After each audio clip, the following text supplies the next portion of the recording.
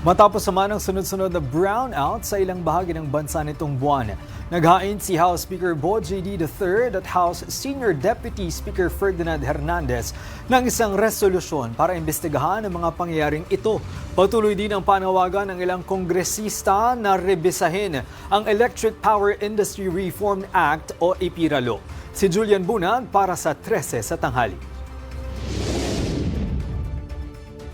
Ilang bahagi ng bansa ang nakaranas ng rotational brownouts nitong mga nakaraang araw matapos itong i-anunsyo ng Meralco. Kaugnay ito ng ibinaba na yellow alert sa Luzon Grid ng National Grid Corporation of the Philippines at dulot din ng epekto ng kakulangan ng supply ng kuryente. Dahil dito, inihain ni House Speaker Bo J.D.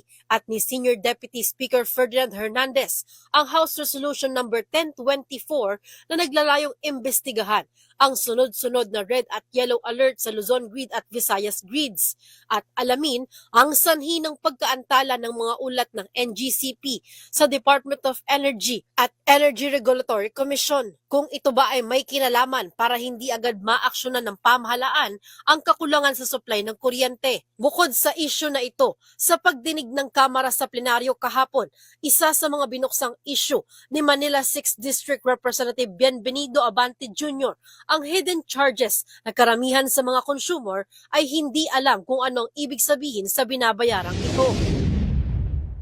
Ang akin pong binibigyan ng blame dito ay yung EPIRA.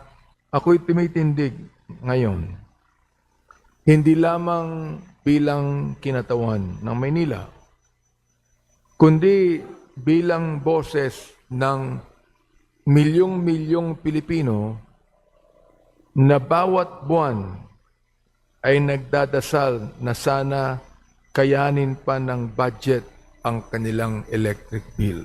Anya, bago pa magkaroon ng sigalot sa gitnang silangan, mayroon na talagang tinatawag na bill shock.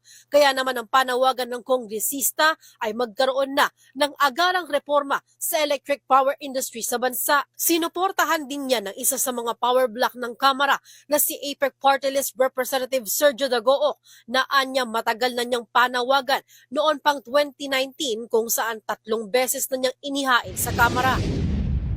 Ako po'y nasisiyahan, Mr. Speaker, na mayroon ng mga kasamahan natin na nakaramdam sa mga sinisigaw ko since 2019.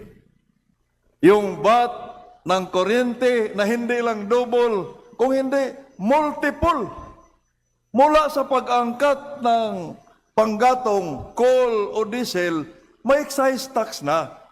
Pagdating sa planta, paggatong, lalabas yung 1 kilowatt hour, pupunta sa bahay mo, in every segment of the chain, mayroong VAT.